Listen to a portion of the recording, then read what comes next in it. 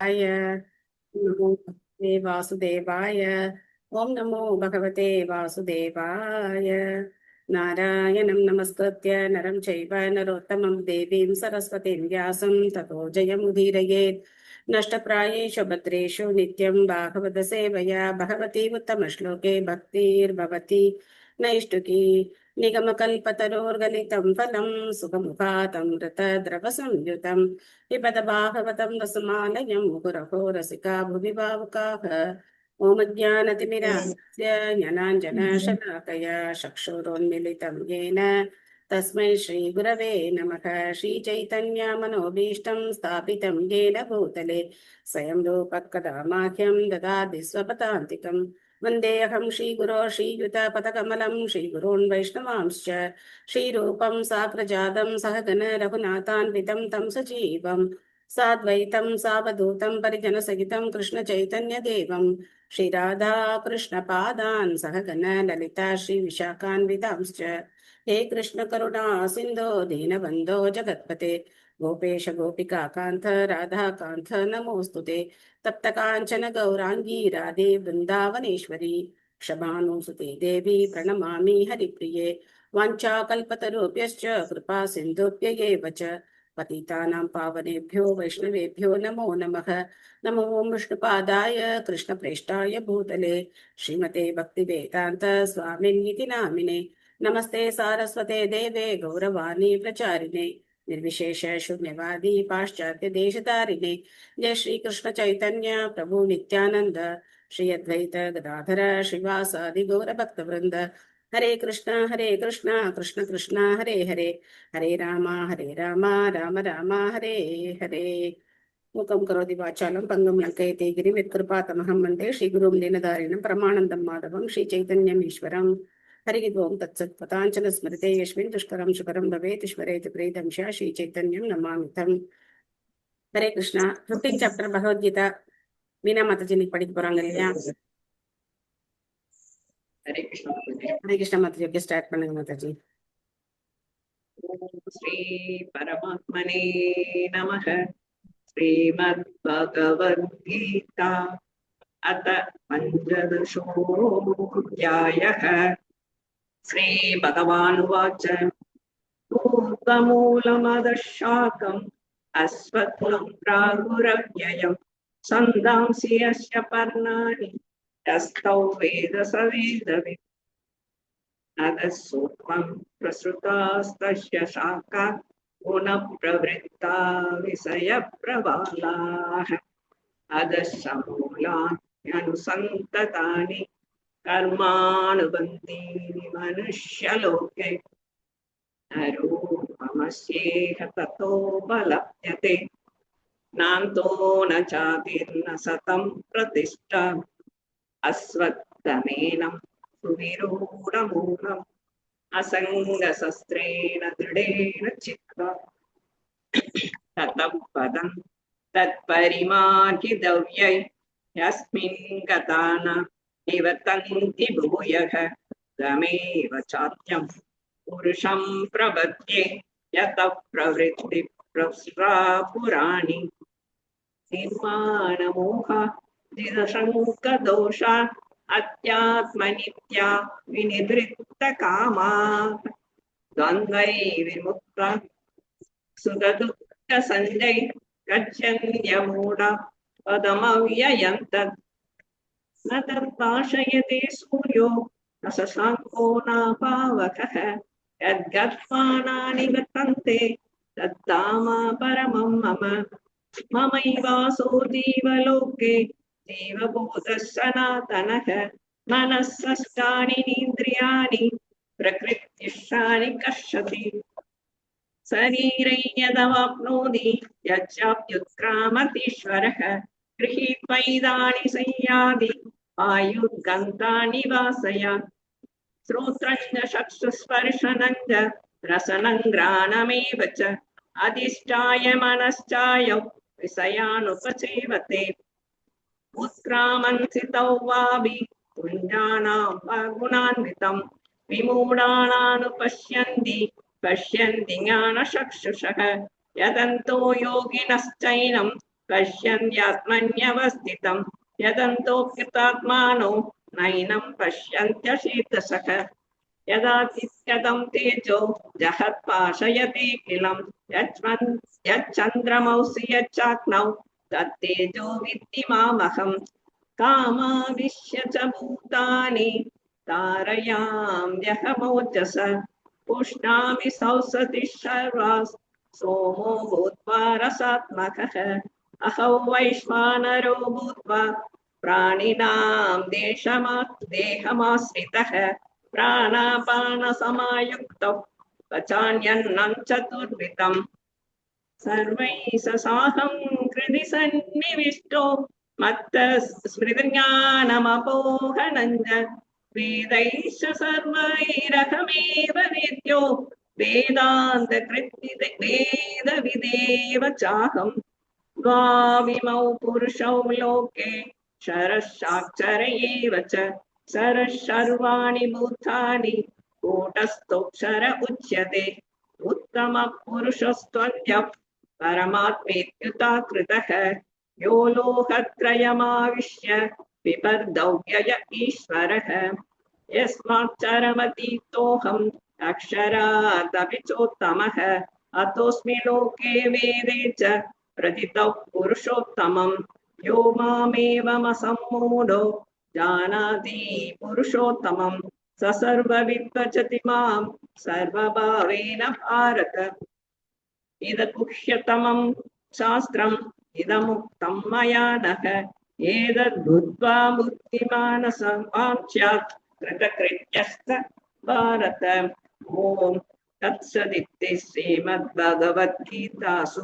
उपनिषत्सु ब्रह्मविद्यायां योगशास्त्रे श्रीकृष्णार्जुनसंवादे पुरुषोत्तमयोगो नाम पञ्चदशोऽध्यायः ओम श्री कृष्णार्पणमस्तु थैंक यू माताजी Hare Krishna Hare Krishna. Thank you, Mataji. Thank you. நாம் இப்போ பாகவதத்துக்குள்ள போலாம். ஸ்ரீமத் பாகவதம் 3வது ஸ்கந்தம் 6வது அத்தியாயம் விஸ்வரூபத்தின் சிருஷ்டி. அதனுடைய இறுதி பகுதியில இருக்கும். பதம் 37 படிக்கணும். ஏகாந்தலாபம் வச்சசோது பும்சாம் சுஷ்லோகமௌலேர் குணவாதமாஹு ஸ்ருதேஷ்ச வித்வத்பீர் உபாகிருதாத்யம் கதா சுதாயாம் உபசம்பிரயோகம். மொழிபெயர்ப்பு பொருளுரை வழங்கியவர் தேவதராச பக்திவேதாந்த சுவாமி ஸ்ரீல பிரபுபாத் கி ஜெய். மொழிபெயர்ப்பு. புண்ணிய புருஷரான பகவானின் செயல்களையும் பெருமைகளையும் பற்றிய உரையாடல்களில் ஈடுபடுவதுதான் மனித குலத்தால் அடையப்படக்கூடிய மிக உயர்ந்த லாபமாகும். இத்தகைய செயல்கள் கற்றறிந்த முனிவர்களால் எழுத்து வடிவில் நன்கு தொகுக்கப்பட்டுள்ளன. இவ்வாறாக அவற்றிற்கு அருகில் இருப்பதாலேயே செவியின் உண்மையான நோக்கம் நிறைவேறுகிறது. ஸோ நேத்து மைத்ரேயர் சொன்னாரு, பகவானை பத்தி பேசுறதுனால நம்மளுடைய பேச்சு அப்படிங்கிறது தூய்மை அடைகிறது அப்படின்னு சொன்னார். ஸோ அதுதான் மனித வாழ்க்கையினுடைய குறிக்கோள். மனிதர்கள் செய்ய வேண்டிய, அவங்க கலந்துரையாட வேண்டிய ஒரே விஷயம் என்னன்னா, பகவானுடைய லீலைகளை தான் அவங்க பேசணும். அதை பத்தி தான் அவங்க ஒருத்தருக்கு ஒருத்தர் தெளிவுபடுத்திக்கணும் அப்படிங்கிறத சொல்றாரு. இதை வியாசர் போன்ற பெருமுனிவர்கள் ஸ்ரீமத் பாகவதம் இந்த மாதிரி எல்லாம் தொகுத்து வச்சிருக்காங்க இல்லையா. ராமாயணம் இருக்கு, மகாபாரதம் இருக்கு, மற்ற வேத சாஸ்திரங்கள் எல்லாம் இருக்கு. அதை பத்தி தான் நம்ம பேசணும் அப்படின்னு நீங்க பாக்குறோம். பொருளுரை கணிகா மாதாஜி படிக்கிறீங்களா? எஸ் மாதாஜி. ஹரே கிருஷ்ணா மாதாஜி. ஹரே கிருஷ்ணா. பொருளுரை ஸ்ரீல பாதாவுக்கு ஜெய். அருவ பிரம்மத்தின் நிலைதான் வாழ்வின் இறுதி நோக்கம் என்று அருவவாதிகள் நினைப்பதால் பகவானின் செயல்களை பற்றி கேட்க அவர்கள் மிகவும் அஞ்சுகின்றனர். எல்லோருடைய செயலையும் போலவே பரமபுருஷருடைய செயலும் பௌதீகமானதுதான் என்று அவர்கள் நினைக்கின்றனர். ஆனால் இப்பதத்தில் சுட்டி காட்டப்படும் மகிழ்ச்சி வேறு வகையானதாகும். ஏனெனில் உன்னத குணங்களை கொண்டவரான பரமபுருஷரின் செயல்களுடன் அது சம்பந்தப்பட்டுள்ளது. குணவாதம் என்னும் சொல் குறிப்பிடத்தக்கதாகும். ஏனெனில் பகவானின் குணங்களும் செயல்களும் மற்றும் லீலைகளும் பக்தர்களால் விவாதிக்கப்படக்கூடிய விஷயங்களாகும். மைத்ரேயரை போன்ற ஒரு ரிஷி பௌதீக குணங்களை கொண்ட எதையும் விவாதிக்க மாட்டார் என்பது நிச்சயம். எனினும் பகவானின் செயல்களை பற்றி உரையாடுவதுதான் உன்னத தன்னுணர்வின் மிக உயர்ந்த பூரணத்துவ நிலை என்று அவர் கூறுகிறார். எனவேதான் பகவானின் உன்னத செயல்களை பற்றிய விஷயங்கள் கைவல்ய ஆனந்தத்தை விட மிக மிக உயர்ந்தவை என்று ஸ்ரீல ஜீவகோஸ்வாமி முடிவாக கூறுகிறார். பகவானின் உன்னதமான இச்செயல்களை பற்றி கேட்பதாலேயே பூரணமான தன்னுணர்வை பெற்றுவிடக்கூடிய முறையில் மாமுனிவர்கள் இவற்றை எழுத்து வடிவில் நன்கு தொகுத்துள்ளனர். எழுத்து வடிவில் குறித்து வைக்கப்பட்டுள்ள இத்தகைய மிகச்சிறந்த இலக்கியங்களில் ஸ்ரீமத் பாகவதமும் ஒன்றாகும். எனவே அதிலுள்ள விஷயங்களை பற்றி கேட்பதாலும் பேசுவதாலும் வாழ்வின் மிக உயர்ந்த பூர்ணத்துவத்தை அடைந்துவிட முடியும். ஹரே கிருஷ்ணா மாதாஜி. தேங்க்யூ மாதாஜி. அருவவாதி என்ன நினைக்கிறாங்க, அருவ பிரம்மத்துல போய் கலக்கணும், அதான் அவங்களுடைய முடிவான குறிக்கோளா இருக்கு. ஆனா பகவானுடைய செயல்களும் நம்ம செயல்கள் மாதிரி பௌதிகமானவை, அதை பேசினா நம்ம திரும்ப மாட்டிக்குவோம்னு நினைக்கிறாங்க முட்டாள்கள். பகவானுடைய செயல்களை நாம ஜென்ம கர்ம சமே திவ்யம் ஏவம் யோவேதி தத்துவத்தக தெக்வா தேகம் புனர்ஜென்ம நைதி மாமேதி சோர்ஜுனா அப்படின்னு பகவான் சொல்ற. என்னுடைய பிறப்பு, என்னுடைய செயல்கள் இதெல்லாம் திவ்யமானதுன்னு யார் புரிஞ்சுக்கிறாங்களோ அவங்க இந்த பௌதிக உலகத்துல திரும்ப பிறக்க வேண்டிய அவசியம் கிடையாது, புனர்ஜென்மம் அவங்களுக்கு கிடையாது அப்படிங்கிறது சொல்ற. அப்புறம் பாத்தீங்கன்னா மச்சித்தா மத்தத பிராணா போதயந்தக பரஸ்பரம் கதையன் தஷ்டமாம் நித்தியம் துஷ்யந்தீச்ச ரமந்திச்ச அப்படின்னு சொல்ற. என்னுடைய மச்சித்தா அப்படின்னா என்ன அர்த்தம்? அவருடைய சிந்தனையில அவரை பத்தின விஷயங்களை பேசுறதுல, மத்தத பிராணா அவங்களுடைய பிராணன், அவங்களுடைய உயிர் எல்லாமே என்னவா இருக்கு? பகவானுடைய கதைகளா தான் இருக்கு, பகவானுடைய லீலைகளா தான் இருக்கு, பகவானுடைய உபதேசங்களா தான் இருக்கு. அப்படி போதையந்தக பரஸ்பரம் அவங்க உபதேசம் பண்ணிக்கிறாங்க, என்னை பத்தியே பேசிட்டு இருக்காங்க, யாரு? என்னுடைய பக்தர்கள் அப்படின்னு பகவான் சொல்றார். அந்த மாதிரி பகவானை பத்தி பேசுறதுனால நாம இந்த பௌதிக பந்தத்திலிருந்து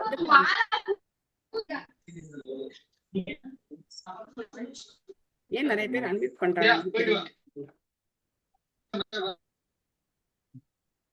நானும் அப்பையில இருந்து எல்லாரும் மியூட் பண்ணிட்டே இருக்கேன். சோ பகவானை பத்தி பேசுறதுதான் உயர்ந்தது. பௌதிக விஷயங்கள் திரும்ப திரும்ப இவங்க என்ன பண்றாங்க, அவங்க என்ன பண்றாங்க, யார் ஆட்சிக்கு வந்தாங்க, யார் நடிச்சாங்க, யார் எங்க போனாங்க. தனபாகியம் மாதாஜி, தனபாகியம் மாதாஜி படிக்கிற மாதாஜி. இல்ல இல்ல, ஹரே கிருஷ்ணா. என்ன படிக்க போறீங்க? பொருளுரை. எந்த பொருளுரை படிக்க போறீங்க? சாரி மாதாஜி. சோ நீங்க கட்டாயினே இருக்கீங்க. அதான் நீங்க அன்மியூட் பண்ணிக்கிட்டே இருக்கீங்க, அன்மியூட் பண்ணாதீங்க சரியா? அது கட்டாயினே இருக்கீங்க மாதாஜி. ஓகே ஓகே, நீங்க அன்மியூட் பண்ணாதீங்க. சரிங்க மாதாஜி, அது கட்டாயினே இருந்துச்சு, அதான் அந்த மாதிரி பண்ணிட்டேன்.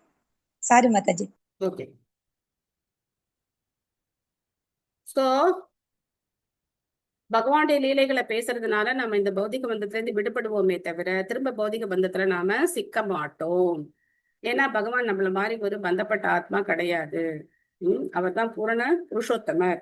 அதனால்தான் இந்த புருஷோத்தம யோகத்துல அவர் சொன்ன அந்த ஸ்லோகங்கள் 15வது அத்தியாயத்தை நம்ம பாராயணம் பண்றோம். ஒவ்வொரு ஸ்லோகமும் நீங்க டெய்லி கேட்கும் போது அதனுடைய அர்த்தங்களை புரிஞ்சுக்கும் போது எவ்வளவு பெரிய விஷயம் நமக்கு புரியுது இல்லையா? இந்த பௌதிக உலகத்திலேருந்து விடுபடுறது அவ்வளவு சுலபம் கிடையாது. இதுல நாம என்ன ஆயிருக்கோம்? பலமா இதுல சிக்கிக்கிட்டு இருக்கோம். ஒரு கிளையில இருந்து ஒரு கிளை தாவி, இது நல்லா இருக்குமா, அது நல்லா இருக்குமா, இந்த உடல்ல இருந்தா சந்தோஷமா, அந்த உடல்ல இருந்தா சந்தோஷமா, இதே நம்ம பண்ணிக்கிட்டே இருக்கோம். பட் எங்கேயுமே சந்தோஷம் கிடையாது. இந்த 17 14 லோகத்திலையும் எந்த பிரபஞ்சத்திலையும் சந்தோஷம் கிடையாது. சோ அதனால திருடேன சித்வா அசங்க சஸ்திரேன திருடேன சித்வா அப்படிங்கிற பட்டின்மை அப்படிங்கிற ஆயுதத்தினாலதான் இதை வெட்டி சாய்க்க முடியுமே தவிர நம்ம என்ன பண்ண முடியாது. இந்த பௌதிக உலகத்துல பற்று வச்சுக்கிட்டு இதை பத்தி பேசிக்கிட்டு கொஞ்ச நேரம் ஹரே கிருஷ்ண சான் பண்ணிலாம் என்ன பண்ண முடியாது, பகவானை அடைய முடியாது. அவ்வளவு சுலபம் கிடையாது. அது மட்டும் இல்லாம இங்க குணவாதம் அப்படிங்கிற வார்த்தை பத்தி சொல்றார். சோ பகவானுடைய அந்த விஷயங்கள் மைத்ரேயர் பேசுறாருன்னா, மைத்ரேயர் சாதாரண ஒரு மனிதர் கிடையாது. எந்த பக்தர்களுமே பார்த்தோம் அப்படின்னா தேவையில்லாம ஒரு வார்த்தை கூட பேசுறது கிடையாது. பாகவதத்துல ஒரு எழுத்து கூட தேவையில்லாத விஷயம் அந்த இது கிடையாது. அது மட்டும் இல்லாம ஜீவகோஸ்வாமி என்ன சொல்றாரு, கைவல்ய ஆனந்தத்தை விட மிக உயர்ந்தது அப்படின்னு சொல்லியிருக்காரு அப்படின்னு பார்த்தோம். ஓகே, நெக்ஸ்ட் போகணும். ஆத்மனோ வசிதோ வத்ஸ மகிமா கவினாதினா சம்வத்சர சகஸ்ராந்தே தியா யோக விபக்தயா. அருமை புதல்வரே, 1000 தேவ ஆண்டுகள் நீடித்த ஆதி கவியான பிரம்மாவின் முதிர்ந்த தியானத்துக்கு பிறகுதான் பரமாத்மாவின் மகிமைகள் நினைத்திற்கரியவை என்பதால் அவரால் அறிய முடிந்தது. திரும்ப நம்ம ஆரம்பத்துக்கு போறோம். பிரம்மா 1000 வருஷம் உட்காந்து தபஸ் பண்ணார் இல்லையா, அந்த விஷயத்தெல்லாம் இங்க சொல்ல ஆரம்பிக்கிறார். அகிலா மாதாஜி படிக்கிறீங்களா? நான் படிக்கிறேன் மாதாஜி. பொருளுரை. ஸ்ரீல பிரபுபாதற்கு ஜெய். தத்துவத்தினாலும் மன கற்பனையாலும் பரமாத்மாவை அறிய விரும்பும் தவளை தத்துவவாதிகள் சிலர் உள்ளனர். பரமபுருஷரை பற்றி ஓரளவிற்கு அறிந்துள்ள பக்தர்கள் பகவானின் மகிமைகள் கணக்கிட முடியாதவை அல்லது நினைத்தற்கரியவை என்று ஒப்புக்கொள்ளும் பொழுது தவளை தத்துவவாதிகள் அவர்களை குற்றம் கூறுகின்றனர். பசிபிக் சமுத்திரத்தின் அளவை கணக்கிட முயன்ற கிணற்று தவளையை போல் இந்த தத்துவவாதிகள் பயனற்ற மன கற்பனையில் அதிக சிரமத்தை ஏற்க விரும்புகின்றனர். ஆதி கவியான பிரம்மாவை போன்ற பக்தர்களிடமிருந்து உபதேசம் பெற்றுக்கொள்ள இவர்கள் மறுக்கின்றனர். பிரம்மதேவர் 1000 தேவ ஆண்டுகளுக்கு கடும் தவத்தை மேற்கொண்டார். இருப்பினும் பகவானின் மகிமைகள் நினைத்தற்கரியவை என்று அவர் கூறுகிறார். எனவே தவளை தத்துவவாதிகளால் அவர்களுடைய மன கற்பனைகளை கொண்டு என்ன லாபத்தை அடைய முடியும்? மன கற்பனையாளர்கள் காற்று வேகத்தில் அல்லது மனோவேகத்தில் கோடிக்கணக்கான ஆண்டுகளுக்கு கற்பனை உலகில் சஞ்சரித்தாலும் பகவானின் மகிமைகள் நினைத்தற்கரியவை என்பதைத்தான் காண்பார்கள் என்று பிரம்ம சம்ஹிதை கூறுகிறது. ஆனால் பக்தர்களோ பரமனை பற்றிய அறிவை தேடி அலைவதில் நேரத்தை வீணாக்காமல் தகுதியுள்ள பக்தர்களிடமிருந்து அடக்கத்துடன் பகவானின் மகிமைகளை பற்றி கேட்டறிகின்றனர். இவ்வாறாக கேட்டல் பாடுதல் என்னும் இம்முறையினால் அவர்கள் உன்னத ஆனந்தத்தை அனுபவிக்கின்றனர். இத்தகைய பக்தர்களின் மகாத்மாக்களின் பக்தி தொண்டை ஏற்றுக்கொள்ளும் பகவான் பின்வருமாறு கூறுகிறார். மகாத்மானாஸ்து மாம் பார்த்த தைவீம் பிரகிருதிம் ஆஸ்ரிதாக பஜந்தி அனன்ய மனசோ ஞாத்வா பூதாதிம் அவ்யயம் சததம் கீர்த்தயந்தோ மாம் யதந்தஸ் ச திருட ஸ்மிருதாக நமஸ்யந்தஸ்ச மாம் பக்தியா நித்யயுக்தா உபாசதே. பகவத்கீதை 9.13 to 9.14. லக்ஷ்மி தேவி, சீதா தேவி, ஸ்ரீமதி ராதாராணி அல்லது ஸ்ரீமதி ருக்மிணி தேவி என்று அழைக்கப்படும் பகவானின் அந்தரங்க சக்தியை பரா பிரகிருதி தூய பகவத் பக்தர்கள் தஞ்சமடைகின்றனர். இச்செயலினால் அவர்கள் உண்மையான மகாத்மாக்கள் ஆகின்றனர். மகாத்மாக்கள் மன கற்பனைகளில் ஈடுபடுவதை விரும்பாமல் பகவானின் மாறாத பக்தி தொண்டை உண்மையாக ஏற்றுக்கொள்கின்றனர். பகவானின் செயல்களை பற்றி கேட்டல் பாடுதல் என்னும் முக்கிய முறையினால் பக்தி தொண்டு தோற்றுவிக்கப்படுகிறது. பகவானை ஓரளவிற்காவது அறிய முடியுமானால் அது பக்தி தொண்டின் மூலமாகத்தான் சாத்தியமாகும், வேறு வழிகளால் அல்ல. எனவே இவ்வுன்னத முறையை பயில்வதன் மூலமாக மகாத்மாக்கள் பகவானை பற்றிய போதுமான அறிவை பெறுகின்றனர். ஒருவன் மன கற்பனையில் ஈடுபட்டு மனித வாழ்வின் பொன்னான நேரத்தை விரயம் செய்யக்கூடும். ஆனால் அது பகவானை பற்றிய விஞ்ஞானத்தை அறிய ஒருவருக்கும் உதவாது. ஆனால் மகாத்மாக்களோ மனக்கற்பனையால் பகவானை அறிவதில் ஆர்வம் கொண்டிருக்கவில்லை. ஏனெனில் பகவான் பக்தர்களுடனோ அல்லது அசுரர்களுடனோ புரியும் அவரது உன்னதமான செயல்களை பற்றி கேட்பதில் அவர்கள் ஆனந்தம் அடைகின்றனர். இவ்விரண்டிலுமே ஆனந்தம் அடையும் பக்தர்கள் இப்பிறவியிலும் அடுத்த பிறவியிலும் மகிழ்ச்சியுடன் வாழ்கின்றனர். ஹரே கிருஷ்ணா. தேங்க்யூ மாதாஜி. ஹரே கிருஷ்ணா. ஏற்கனவே நம்ம இந்த தவளை தத்துவவாதியை பத்தி 2-3 பொருளுரையில பார்த்துட்டோம் இல்லையா, வரிசையா பார்த்துக்கிட்டே வரும். அவங்களால அந்த மாதிரி இருக்கிறவங்களால எதையுமே புரிஞ்சுக்க முடியாது. ஆனா அவங்க அவங்களுடைய ஆராய்ச்சி அறிவு தான் பெருசுன்னு நினைக்கிறாங்க. நம்ம ஆராய்ச்சி பண்ணி எல்லாத்தையும் கண்டுபிடிச்சிடலாம் அப்படின்னு நினைக்கிறாங்க. அதுக்கப்புறம் ஆன்மீகவாதிகள்லயே இருக்கிறவங்க கூட மனக்கற்பனையினால ஞானிகள் பகவானை பத்தி தெரிஞ்சுக்கலாம்னு நினைக்கிறாங்க. சோ பிரம்ம சமிதியினுடைய ஒரு ஸ்லோகத்துடைய அர்த்தத்தான் பிரபுபாத் கொடுத்திருக்கார். பந்தாஸ்து கோட்டி சதவஸ்தர சம்பிரகம்யோ வாயோ ரதாபி மனசோ முனி புங்கவானாம் शोभ्यस्ति यत् प्रपतचिम्नि अभिचिन्त्य तत्त्वे गोविन्दमादि पुरुषं तमहं भजामि. பந்தாஸ்து கோட்டி சதவஸ்திர சம்பிரகம்யோ, கோடான கோடி ஆண்டுகள் பிறவிகள் அவங்க இந்த பாதையில போனா கூட அவங்களால பகவானுடைய விரல் நுனியினுடைய அந்த ஒளிய கூட காண முடியாது. பகவானுடைய கால் விரல்களுடைய அந்த நகத்தினுடைய நுனியில அந்த ஒளிய கூட அவங்களால புரிஞ்சுக்க முடியாது அப்படின்னு பிரம்மா சொல்ற. அப்போ பகவானுடைய பெருமைகள் அப்படிங்கிறது எப்படி இருக்கும் அப்படின்னு நம்ம நினைச்சு பார்க்கலாம். ஆனா இந்த ஆராய்ச்சி பண்ணி நம்ம இதெல்லாம் தெரிஞ்சுக்க முயற்சி பண்றதுல நம்மளுடைய நேரம் தான் விரயமாகும். கடவுள்னா யாரு, நான் ஆராய்ச்சி பண்ணுவேன் அப்படின்னு ஆராய்ச்சி பண்ண இறங்கினா நம்ம நேரம் தான் விரயமாகும். அதுக்கு பதிலா தூய பக்தர்கள்டேந்து நம்ம பணிவோட கேட்டோம், நம்பிக்கையோட இருந்தோம் அப்படின்னு சொன்னாக்க நம்ம காலம் மிச்சமாகும். நம்ம என்ன செய்யலாம், பக்தி தொண்டுல நாம பயிற்சி செய்யலாம். ஆராய்ச்சி பண்ணி நம்ம எப்ப கண்டுபிடிக்கிறது? முடிகிற கதையா அது? உம் அதுக்கு பதிலா நம்ம என்ன சொல்லலாம்? பக்தி யோகத்தை பயிற்சி பண்றதுல நம்மளுடைய நேரத்தை செலவிடலாம். சோ ஒருத்தர் வந்து கேட்டாராம், இந்த மாதிரி கடவுள் மேலெல்லாம் உங்களுக்கு நம்பிக்கை இருக்குன்னு சொல்லியே எப்படி நம்புற அப்படின்னு சொல்லி கேட்டாராம். அதுக்கு வந்து ஒரு கிராமத்துல நடந்த ஒரு சம்பவம். ஹம், ஆஹ், யார் இந்த பக்தி சித்தாந்த சரஸ்வதி தாக்கூர் சொல்லியிருக்கிறாரா, யார் சொல்லியிருக்காருன்னு எனக்கு தெரியல, மறந்து போயிட்டேன். பட் இது மட்டும் ஞாபகம் இருக்கு, இந்த அனாலஜி மட்டும் ஞாபகம் இருக்கு. அப்போ அவர் சொன்னாராம், ஊர் கோடியில ஒருத்தன் திருடன் வரான், ஒரு திருடன் வரான். அப்போ அந்த ஊர் கோடியில இருக்கிற நாய் என்ன பண்ணுச்சு? அந்த திருடனை பார்த்து குலைக்க ஆரம்பிச்சது. அந்த நாய் குலைச்ச உடனே அதுக்கு கொஞ்ச தூரத்துல இருக்கிற இன்னொரு நாய் என்ன பண்ண ஆரம்பிச்சது? அது குலைக்க ஆரம்பிச்சது. அது குலைக்க ஆரம்பிச்ச உடனே அது இன்னும் கொஞ்சம் தூரத்துல இருக்கிற இன்னொரு நாய் குலைக்க ஆரம்பிச்சது. இப்படி பார்த்தா என் வீட்டுல இருக்கிற நாய் கூட குலைக்க ஆரம்பிக்குது. ஆனா திருடனை பார்த்தது யாரு? எல்லா நாயும் பார்த்ததா? இல்ல, அந்த முதல் நாய் தான் திருடனை பார்த்தது. அப்போ அந்த முதல் நாய் குலைக்க ஆரம்பிச்ச உடனே வரிசையா எல்லா நாய்க்கும் என்ன இருக்கு? அது மேல நம்பிக்கை இருக்கு. ஏன்னா அது சும்மா குலைக்காது, யாரையோ பார்த்துருக்கு, புதுசா யாரோ வந்திருக்காங்க, அவங்கள பார்த்து குலைச்சிருக்கு, உடனே இது எல்லாம் குலைக்க ஆரம்பிச்சிருச்சு. அப்போ ஊர்ல இருக்கிற எல்லாருக்கும் அந்த இது வந்துருச்சு, யாரோ வந்துட்டாங்க, புதுசா வந்துட்டாங்க, எல்லாரும் அலர்ட் ஆயிடுவாங்க இல்லையா? திருட ஓடி போயிட்டான். சோ அந்த மாதிரி அந்த நாய்க்கு இருக்கிற விசுவாசம் கூட எனக்கு இருக்கக்கூடாதா? என்னுடைய ஆச்சாரியர்கள் மேல. ஒரு நாய்க்கு அதோட முன்னாடி இருக்கிற நாய் மேல ஒரு விசுவாசம் இருக்கு. நான் கிருஷ்ணனை பார்க்காம இருக்கலாம், ஆனா என்னுடைய ஆச்சாரியார் பார்த்திருக்காரு, என்னுடைய குரு பார்த்திருக்கிறாரே, அவர் மேல எனக்கு நம்பிக்கை வேண்டாமா? வேண்டாமா? நமக்கு அந்த நம்பிக்கை நமக்கு கண்டிப்பா தேவை. அதனால நம்ம நேரத்தை விரயம் பண்ணாம நம்ம பக்தி தொண்டுல ஈடுபடலாம். ஹரே கிருஷ்ணா கிருஷ்ண கிருஷ்ண ஹரே ஹரே, ஹரே ராம ராம ராம ஹரே ஹரே அப்படி நாமத்தை சொல்றது இல்ல. இந்த பாருங்க, இந்த புருஷோத்தம மாதம் வந்தாலும் வந்தது, எல்லாரும் ஆனந்தமா இருக்காங்க. எவ்வளவு ஆனந்தமா இருக்காங்க, ஒவ்வொரு பக்தர்களும் எவ்வளவு ஆனந்தமா இருக்காங்க. நிறைய பக்தர்கள் மாயப்பூருக்கு இப்போ வந்துகிட்டே இருக்காங்க.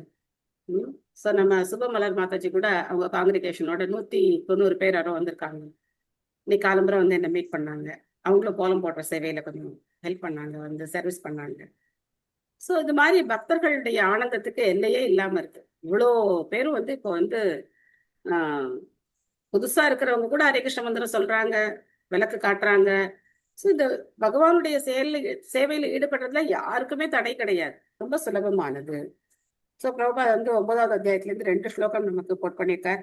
மகாத்மாக்கள் எப்படி இருப்பாங்க? மகாத்மானஸ்து மாம் பார்த்தா அப்படின்னாக்க பிரிதாவின் மகனே அர்ஜுனா அப்படின்னு அர்த்தம்.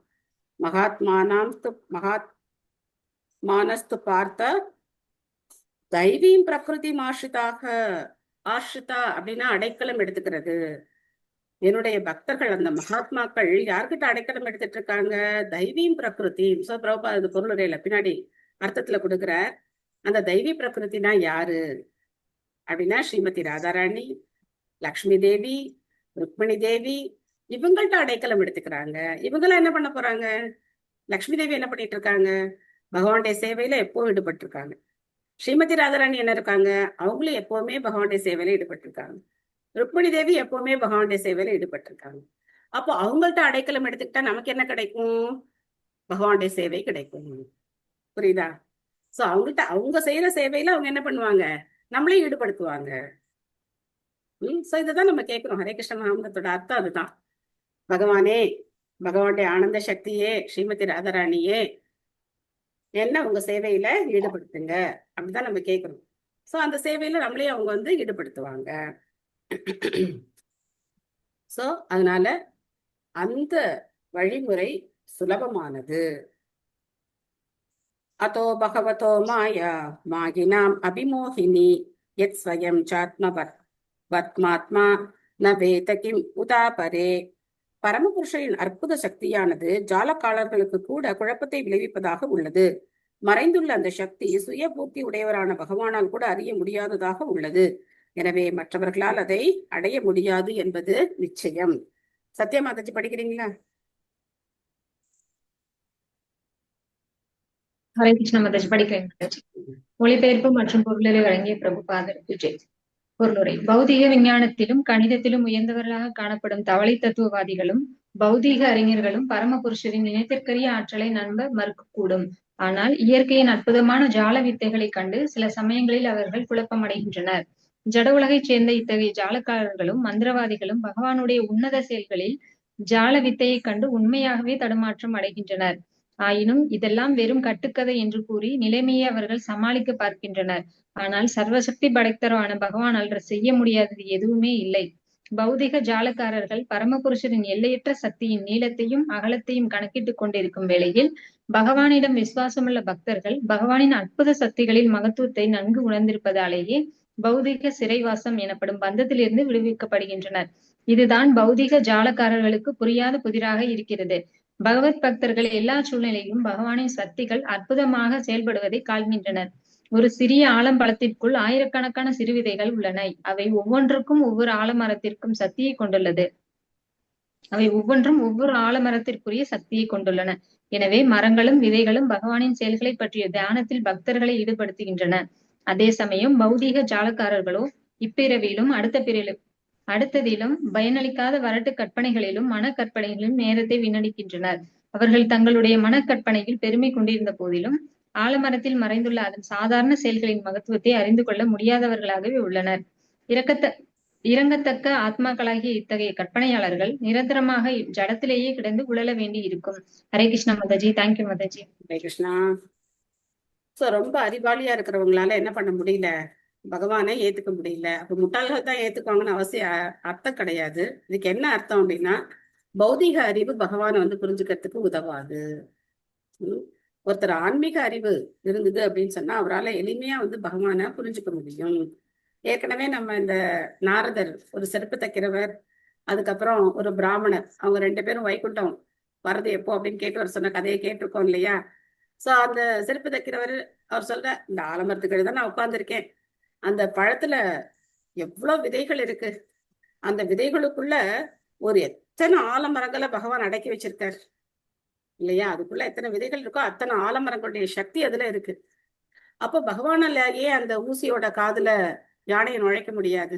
இத்தனோண்டு பழத்துல இவ்வளவு ஆலமரத்தை அதுல வச்சிருக்கிற பகவான் ஏன் அதை செய்ய முடியாது அப்படின்னு சொல்லி அவர் சொல்லும் போது, உண்மையிலே அவர் என்ன பண்றார், அறிவோட பகவானை புரிஞ்சிருக்கார். அவர்கள் வெறும் உணர்ச்சி வசப்பட்டு புரிஞ்சுக்கல, வெறும் உணர்ச்சிகளால மட்டும் அப்படிலாம் புரிஞ்சுக்கல. அவர் அந்த அறிவு இருக்கு, சாஸ்திர ஞானத்தோட ஒரு பகவானை புரிஞ்சிருக்கார். சோ அப்படி பக்தர்கள் ரொம்ப சுலபமா பகவானை புரிஞ்சுக்கிறாங்க. ஏன்னா ஆச்சாரியர்கள் நமக்கு அதை அவ்வளவு எளிமையா எடுத்து கொடுக்குறாங்க. ரொம்ப பெரிய விஷயத்த ஆச்சாரியர்கள் எப்படி கொடுக்குறாங்க, ரொம்ப எளிமையா நமக்கு எடுத்து கொடுக்குறாங்க. இல்லைன்னா இதெல்லாம் புரியறது ரொம்ப கஷ்டம், ரொம்ப கஷ்டம். எந்த ஒரு நிலையில இருக்கிறவங்களும் புரிஞ்சுக்கிற மாதிரி கொடுத்துருக்காங்க. சோ பாம்பேல ஒரு பகுதியில நிறைய மீன் பிடிக்கிறவங்க இருக்காங்க. அந்த மீன் பிடிக்கிறவங்க மீனவர்கள் அந்த மாதிரி தானே சொல்லுவாங்க. அவங்க இருக்காங்க ஒரு குறிப்பிட்ட பகுதியில, அவங்க நிறைய பேர் இருக்காங்க. ஏன்னா அது கடல் சார்ந்த பகுதி. அப்போ அந்த இடத்துல பிரச்சாரம் நடந்து அந்த மீன் பிடிக்கிறவங்க பக்தர்களா மாறி இருக்காங்க. பக்தர்களா மாறி போட்ல நாம சங்கீர்த்தனம் பண்ணிட்டே போறாங்க. நீ என்ன தொழில் பண்றியோ அதையே நீ என்ன பண்ணலாம், நாம சங்கீர்த்தனம் பண்ணிட்டே நீ பண்ணலாம். அந்த நாம சங்கீர்த்தனம் பண்ணிட்டே அந்த போட்ல போய் அவங்க பண்றாங்க. நிறைய பேர் அதுக்கப்புறம் தொழிலை மாத்திக்கிட்டு மற்ற செயல்களில் ஈடுபடுறவங்களா இருக்காங்க. ஆனா நம்மளுடைய சுபாவம் அப்படிங்கிறது, நம்மளுடைய குணம் தமோ குணத்துல இருந்தாலும் சரி, நம்ம ரஜோ குணத்துல இருந்தாலும் சரி, சத்துவ குணத்துல இருந்தாலும் சரி, பகவத் பக்தியில ஈடுபட்டோம் அப்படின்னு சொன்னா அந்த குணங்கள் கண்டிப்பா மாறும். கண்டிப்பா மாறி நாம என்ன பண்ணலாம், பகவானுடைய பக்தி பாதையில முன்னேறலாம். ஆராய்ச்சி எல்லாம் பண்ணிக்கிட்டே இருந்தோம் அப்படின்னாக்க கண்டிப்பா என்ன பண்ண முடியாது, புரிஞ்சுக்கவே முடியாது. ஏதோ பிராபிய ஏதோ பிராபிய அன்யவர்த்தந்த வாசஸ்த மனசா சக அகம் சான்ய இமே தேவாஸ் தஸ்மை பகவதே நமக. வார்த்தைகளும் மனதும் மற்றும் அகங்காரமும் அவற்றை ஆளும் தேவர்களும் பரமபுருஷரை அறிவதில் வெற்றியடைய தவறிவிட்டனர். எனவே விவேகத்தின் காரணத்தால் அவருக்கு நமது பணிவான வணக்கங்களை நாம் அளிக்க வேண்டி உள்ளது. அப்பேற்பட்ட தேவர்களாலேயே பகவானை புரிஞ்சுக்க முடியல. ஆனா நம்ம பணிவோட அந்த பகவானுக்கு நம்மளுடைய நமஸ்காரங்களை சமர்ப்பிக்கிறோம் அப்படின்னு சொல்ற. ஹேமமாலினி மாதாஜி படிக்கிறீங்களா? படிக்கிறேன் மாதாஜி. ஹரே கிருஷ்ண. ஹரே கிருஷ்ணா. வார்த்தை, மனம் மற்றும் அகங்காரம் ஆகியவற்றின் அதிபதிகளான வேதங்கள், பிரம்மா, ருத்திரன் ஆகியோராலும் பிரகஸ்பதி முதலான எல்லா தேவர்களாலும் கூட பரமபுருஷரை அறிய முடியவில்லை என்றால் அறியப்பட முடியாத பொருளில் பக்தர்கள் ஏன் அதிகமான ஆர்வம் கொண்டிருக்க வேண்டும் என்ற கேள்வியை தவளை தத்துவவாதிகள் எழுப்புகின்றனர். பகவானின் லீலைகளை வர்ணிப்பதில் பக்தர்களால் அனுபவிக்கப்படும் உன்னதமான பரசத்தை பக்தர் அல்லாதவர்களாலும் மனக்கற்பனையாளர்களாலும் நிச்சயமாக அறிய முடியாது என்பது இதற்குரிய விடையாகும். உன்னத ஆனந்தத்தை ஒருவன் சுவைத்து அனுபவிக்கத்தல்லாது இயல்பாகவே அவன் தனது கற்பனையான முடிவுகளுக்கு திரும்பி வந்து விடுவான்.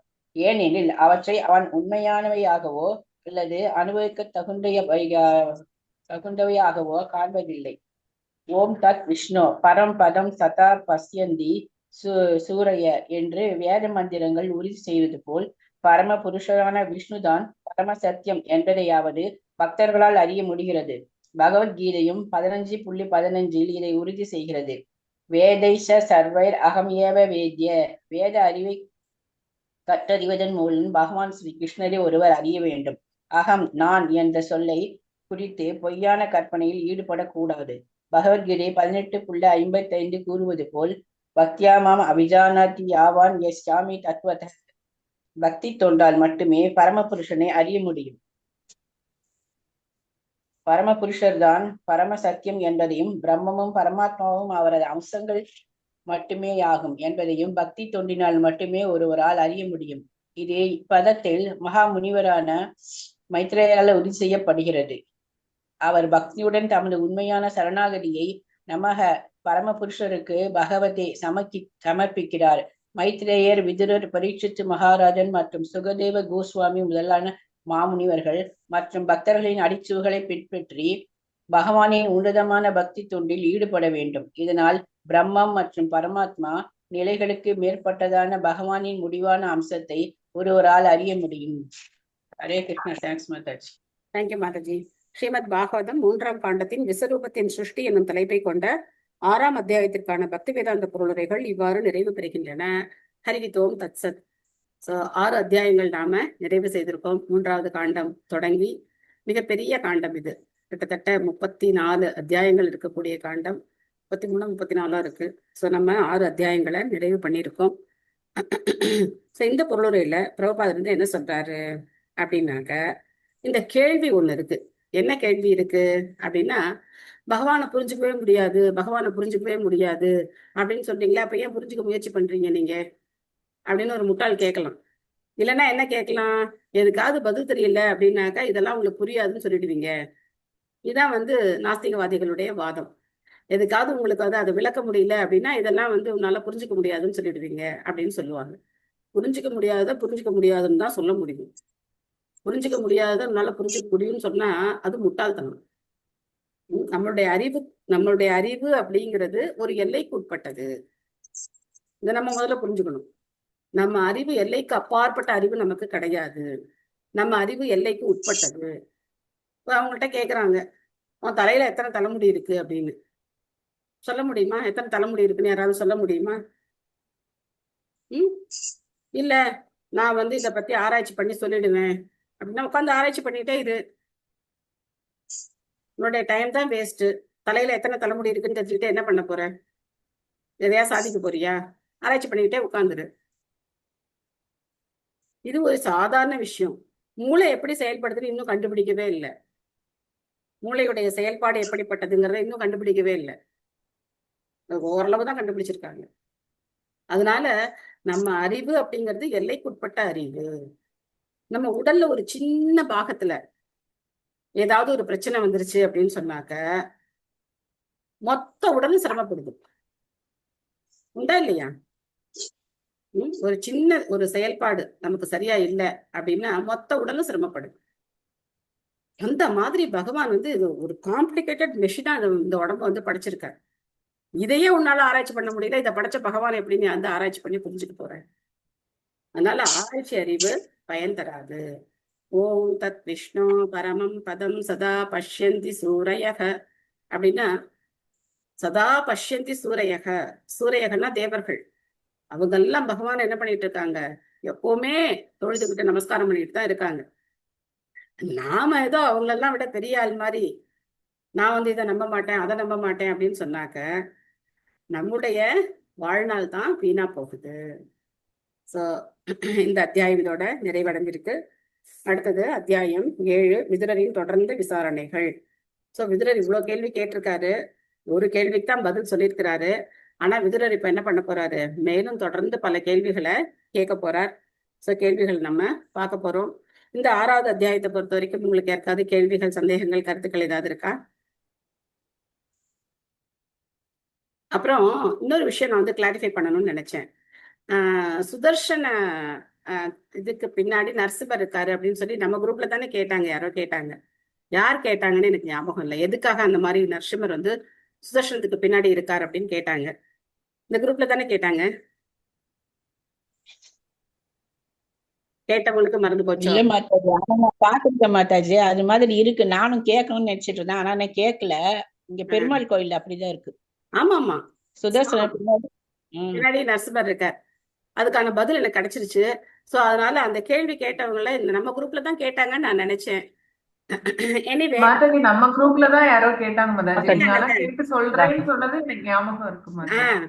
சோ அந்த பதில் கிடைச்சிருச்சு. அந்த பதிலை நான் இப்ப சொல்லிடுறேன். ஆக்சுவலா வந்து நாங்க நரசிம்மலையில தான் 7வது காண்டத்துல படிச்சுட்டு இருக்கோம். நிறைவாயிடுச்சு, நரசிம்மலையில நிறைவாயிடுச்சு. சோ அப்போ பாத்தீங்க அப்படின்னாக்க நான் வந்து ஒரு பக்தர் சொல்லி நான் கேட்டேன். ஜெகசாட்சி பிரபு தான் இன்னைக்கு வந்து ஒரு கிளாஸ்ல சொல்லிட்டு இருந்தாரு. நரசிம்மர் தன்னுடைய லீலையை முடிச்சுட்டு எல்லாம் முடிச்சதுக்கு அப்புறம் சுதர்ஷன் வந்து ரொம்ப வருத்தமா இருந்தாராம், அழுதுகிட்டே இருந்தாராம் சுதர்ஷன்.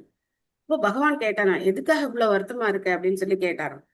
சுதர்ஷன் சொன்னாராம், என்னை விட்டுட்டீங்கல்ல இந்த அசுரனை அழிக்கும் போது, உங்களுடைய ஆயுதம் நான் தானே, எப்பவுமே என்ன தானே கூப்பிடுவீங்க, உடனே நான் தானே வந்து அவங்கள அழிப்பேன், இந்த தடவை நீங்க என்ன விட்டுட்டீங்களே அப்படின்னு சொல்லி ரொம்ப வருத்தமா இருந்தாராம் சுதர்ஷன். அப்ப பகவான் சொன்னாரா, நீ கவலையப்படாத, இதுக்காக வருத்தப்படுற, நான் என்ன பண்றேன், என்னுடைய எல்லா கரங்களையும் நான் வந்து உன்னையே தாங்கி இருக்கேன் அப்படின்னு சொல்லி சுதர்ஷன நரசிம்மரா இருக்காராம். அவருடைய 8 கரங்களையும் சுதர்ஷனம் இருக்குமா. அப்படி இருந்து உனக்கு பின்னாடி நான் இருக்கேன், உன்னை வழிபட்டுட்டு அதுக்கப்புறம் என்ன வந்து வழிபடுவாங்க, உன்னை வலம் வரும்போது என்ன வழிபடுவாங்க அப்படின்னு சொல்லி அப்போ சுதர்ஷனத்துக்கு பின்னாடி நரசிம்மர் இருக்காராம். சோ அதை வந்து ஜெகசாட்சி பிரபு அன்னைக்கு ஒரு கிளாஸ்ல சொல்லியிருந்தேன். நான் அதை கேட்ட உடனே இந்த கொஸ்டின் யாரோ கேட்டாங்களே, நமக்கு அது புரியலையே, தெரியலையே ஆன்சர், பகவான் அது உடனே கொடுக்குறாரு பாருங்க அந்த பதில். நான் அதுக்காக நான் பெருமாள் கோயில் எல்லாம் அப்படிதான் மாதாஜி இருக்கு. ஹரே கிருஷ்ணா, பெருமாள் கோயில் எல்லாம் அப்படிதான் மாதாஜி இருக்கு. எல்லா பெருமாள் கோயில்லயும் அப்படிதான் இருக்கு. சோ அப்போ அதுக்கான காரணம் யாரோ கேட்டாங்க, அந்த மாதிரி இருக்காங்களே என்ன காரணம் அப்படின்னு கேட்டாங்க. இதுதான் காரணம் அப்படின்னு சொல்லி ஜெகசாட்சி பிரபு அன்னைக்கு சொல்லிட்டு இருந்தாரு ஒரு கிளாஸ்ல. எனக்கு ரொம்ப ஆச்சரியமா இருந்தது, நம்மளுடைய கேள்விக்கு பகவான் எப்படி விடை கொடுக்கிறார். நான் அவரோட கிளாஸ் ஜென்ரலா கேட்டேன், இந்த கேள்விக்காக நான் கேட்கல. அவரது விளக்கம் சொன்ன உடனே எனக்கு டக்குன்னு ஆமா இந்த கேள்வி யாரோ கேட்டாங்கல்ல அப்படின்னு சொல்லி சரி அதை கிளாரிஃபை பண்ணலாம், எல்லாருக்கும் சொல்லலாம் அப்படின்னு நினைச்சிருந்தேன். அதனால பகவான் தன்னுடைய பக்தர்களுடைய விருப்பத்தை உடனே பூர்த்தி பண்றார். பக்த வச்சலனா இருக்கார். சுதர்ஷன் அவருக்கு ரொம்ப பிரியமான பக்தர். அவர் வருத்தப்பட்டவுடனே என்ன பண்றார், அவருக்கு அந்த வருத்தத்தை நிவர்த்தி பண்ணி எல்லா கரங்கள்லயும் சுதர்ஷனை சாங்கி சுதர்ஷன நரசிம்மரா இருக்காராம் அப்படின்னு அவர் சொன்னார். அடுத்த அத்தியாயம் 7வது அத்தியாயம், விதுரரின் தொடர்ந்த விசாரணைகள். பதம் 1. ஸ்ரீ சுக உவாச்ச ஏவம் ப்ருவாணம் மைத்ரேயம் த்வைபாயன சுதோ புதஹ ப்ரீணயன் இவ பாரத்யா விதுரஹ பிரத்யபாஷத. மொழிபெயர்ப்பு. ஸ்ரீ சுகதேவ கோஸ்வாமி கூறினார், அரசே, மாமுனிவரான மைத்ரேயர் இவ்வாறு பேசிக் கொண்டிருக்கும் பொழுது துவைபாயனரின் கற்றறித்த புதல்வரான விதுரர் இக்கேள்வியை கேட்பதன் மூலமாக இனிமையான முறையில் ஒரு விண்ணப்பத்தை வெளியிட்டார். சோ பாகவதம், பகவத்கீதை, நம்மளுடைய வேத சாஸ்திரங்கள் எல்லாமே கேள்வி பதில் கேள்வி பதில் கேள்வி பதில் தான்.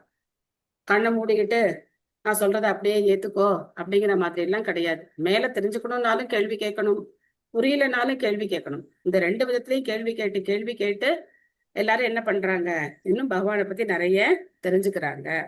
சோ இப்போ இந்த சம்பாஷணை சுகதேவ கோஸ்வாமி பரீட்சித் மகாராஜர்கிட்ட இந்த மாதிரி சொல்றார். இந்த மாதிரி 2 பேரும் பேசிட்டு இருந்தாங்க இல்லையா, அப்போ நடுவுல வந்து விதுரர் இந்த மாதிரி ஒரு கேள்வியை கேட்டார் அப்படின்னு பரீட்சித் மகாராஜர் சொல்றார். திரும்ப இப்ப சம்பாஷணை விதுரருக்கும் மைத்ரேயருக்கும் இடையில மாறிடுது. பதம் 2. விதுர உவாச்ச பிரம்மன் கதம் பகவதஸ் சின்மாத்ரஸ் யா விகாரிணக லீலயா சாபி யுஜ்யேரன் நிர்குணஸ்ய குணக்ரியாக. ஸ்ரீ விதுரர் கூறினார், சிறந்த பிராமணரே, பரமபுருஷர் பரம ஆன்மீக முழுமையாகவும் மாற்றமற்றவராகவும் இருப்பதால் ஜட இயற்கை குணங்களுடனும் அவற்றின் செயல்களுடனும் அவர் எப்படி தொடர்பு கொண்டிருக்கிறார்? இது அவருடைய லீலை என்றால் மாற்றமற்றவரான அவரது செயல்கள் எப்படி இயற்கை குணங்களின் கலப்படம் இல்லாமல் வெளிப்படுகின்றன? இது எல்லாருக்குமே இயற்கையா வரக்கூடிய ஒரு கேள்வியைத்தான் விதுரர் இங்க கேட்டிருக்கார்.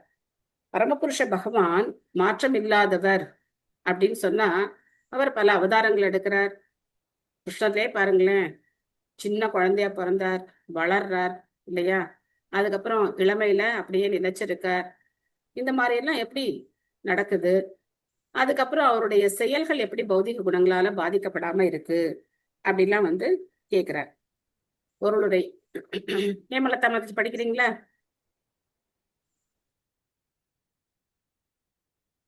ஹரே கிருஷ்ண மாதாஜி.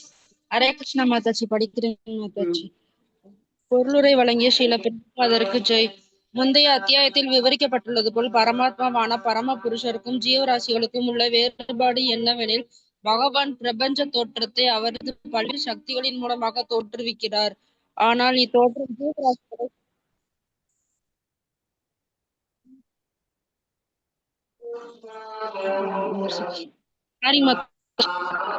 சாரிங் மாதாஜி போன் சாரிங் மாதாஜி. ஆனால் இத்தோற்றம் ஜீவராசிகளை குழப்பத்தில் ஆழ்த்துகிறது. எனவே பகவான் சக்திகளின் எஜமானராகவும் ஜீவராசிகளோ அச்சக்திக்கு கட்டுப்பட்டவர்களாகவும் உள்ளனர்.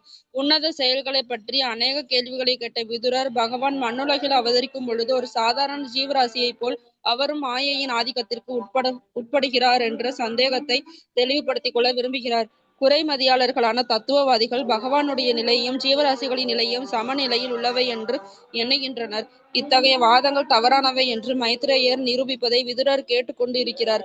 பகவான் முற்றிலும் ஆன்மீகமானவர், சின்மாத்திர என்று இப்பதத்தில் விவரிக்கப்படுகிறார். பரமபுருஷர் பல அற்புதமான பொருட்களை படைப்பதற்குரிய எல்லையற்ற சக்திகளை பெற்றுள்ளார். இத்தகைய அற்புத பொருட்களின் நிலையற்ற தோற்றமும் நிலையான தோற்றமும் அடங்கும். இந்த ஜட உலகம் அவரது பகிரங்க சக்தியின் ஒரு சிருஷ்டி என்பதால் இது நிலையற்றது போல் காணப்படுகிறது.